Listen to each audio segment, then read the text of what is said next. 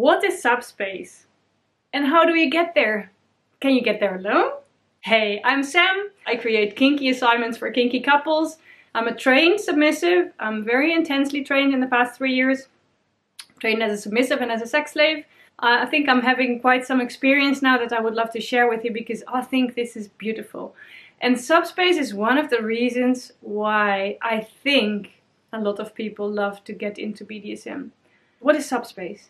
Well, it has a very scientific explanation also, but that's not really interesting. I mean, what happens is that your body produces a lot of happy chemicals and then you get into some kind of high.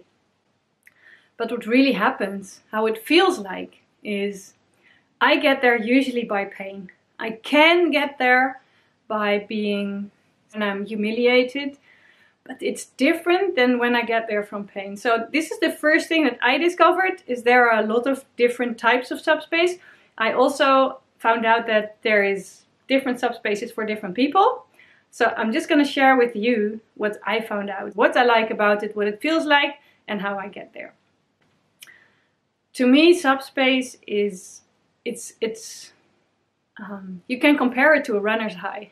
When I run, and I'm running for like 10K, and at one point I get into that state and I don't feel my body anymore. I feel my legs are moving, but I don't feel the pains anymore in my muscles.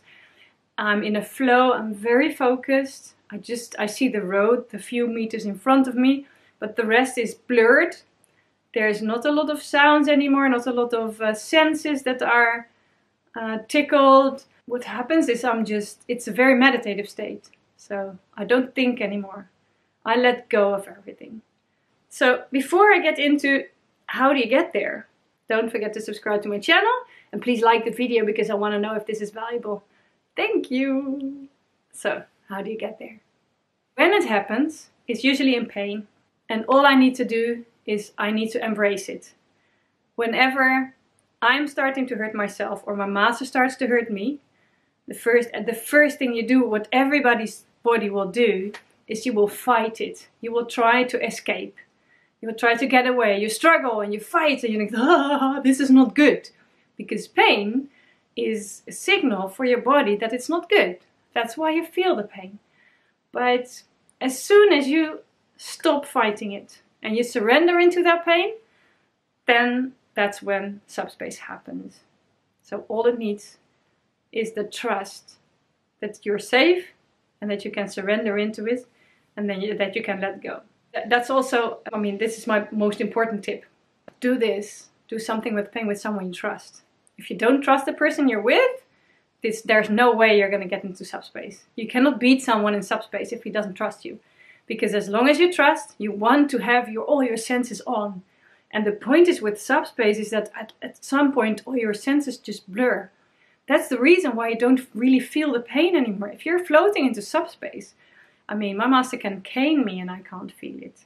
There is one thing though, I have that little subconscious thing that's still on.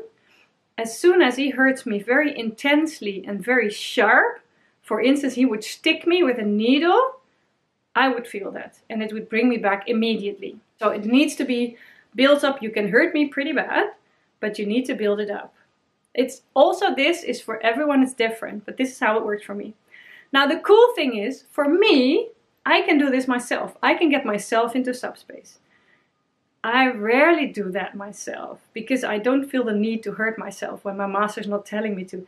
But as soon as he tells me to, yay, I can hurt myself. I'm very happy. I take my belt. Belt for me is fantastic. The belt is definitely the attribute that brings me to subspace. So it just tells me, start hitting your boobs 100 times each. After 50 hits, I'm in subspace. And I can stay there. And then the world slows down. I'm starting to speak slowly. I mean, I still feel the pain, but it's very pleasant. It feels like being touched. It feels like a massage. It's not hurting anymore. And then I start to speak slowly. And then I slowly, when I end it, it's the time that I slowly return back to life. And then something else can happen. It's called subdrop. It's very connected to subspace. Usually, for me, at least. I tend to suffer, not really suffering, but I usually have a sub drop, not always, but often, especially when we have some intense pain session, then we usually have a sub drop. I'm going to create another video about that, but that's because that's something that it doesn't belong in this topic, but beware that there is, if you're going to play with subspace, then there's also something called sub drop that will happen afterwards, and it needs aftercare and stuff. So I'm going to talk about that later, but just as long as you didn't do any research about it, leave it for now. I'm not going to give you an assignment.